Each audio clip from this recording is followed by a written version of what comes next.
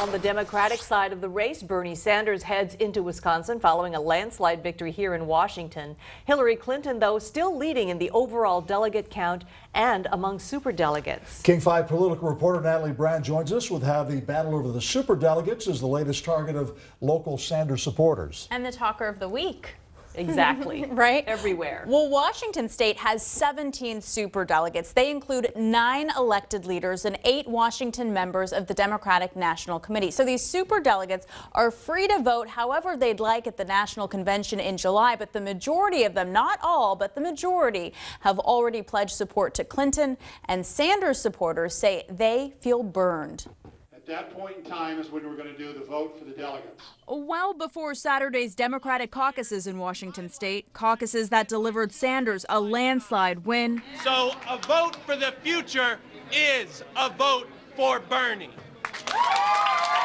Washington's 6 Democratic members of Congress, 2 senators, and Governor Jay Inslee already had voiced their support for Hillary Clinton, even campaigning on her behalf ahead of last week's contest. And we're here to talk about the next president. She knows how to deliver results. Washington Sanders supporters say not so fast. We want to be heard.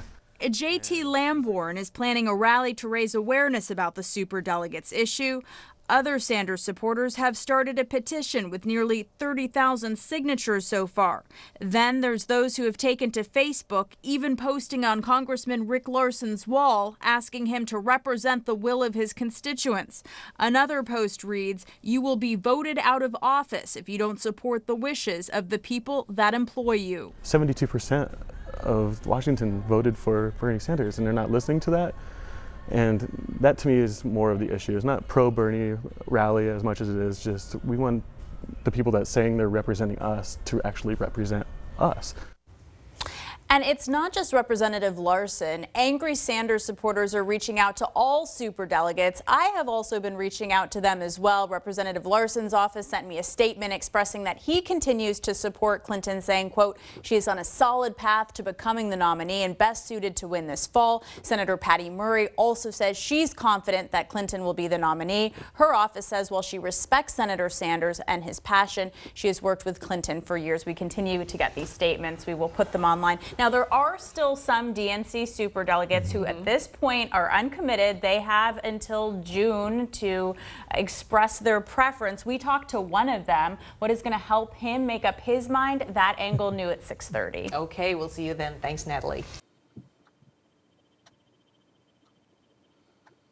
Hi everybody, my name's Mike. This is my YouTube page, Mox News. Thank you very much for tuning in.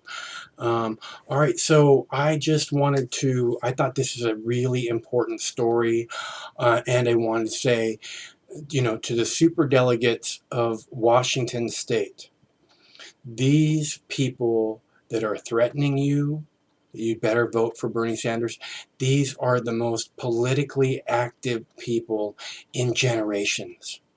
These people want so much to hold you accountable, okay? And the only reason you have a superdelegate vote is because these people put you into power to represent them. That's the only reason that you have a superdelegate vote. And if you are not going to do what they put you into power to do, which is to represent them, they are going to take your office away from you. They will work tirelessly to make sure that everyone knows that you did not represent them the way you are supposed to. So I highly recommend that you reconsider your promise to Hillary, because she's a war criminal and the people are tired of war criminals getting the office of President of the United States. Okay, so you should think long and hard about that, superdelegates of Washington. You will not be a superdelegate next time if you vote for anyone other than Bernie Sanders. Know this for a fact. Okay, thanks for tuning in, and If you'd like to buy me lunch, you know, people say, man, I really like what that guy does. I'd like to buy that guy lunch sometime.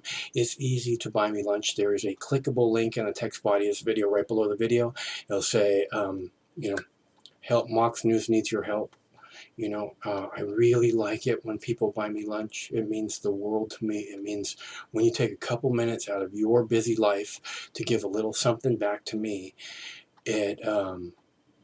it's the reason that I'm still here. I draw so much strength from that. You have no idea.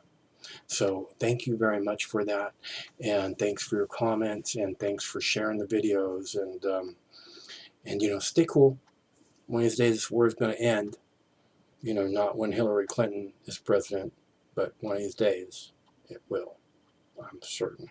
It has to, doesn't it?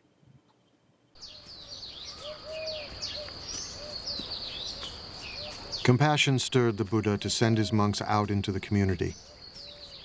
Sworn to chastity and poverty, they wandered the roads, bringing the Buddha's teachings into the world.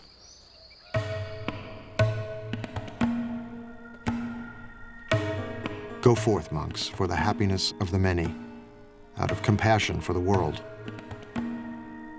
There are beings whose eyes have little dust on them, who will perish if they do not hear the teaching. But if they hear the teaching, they will gain liberation. The monks exist by begging. We think of begging as kind of a bad thing.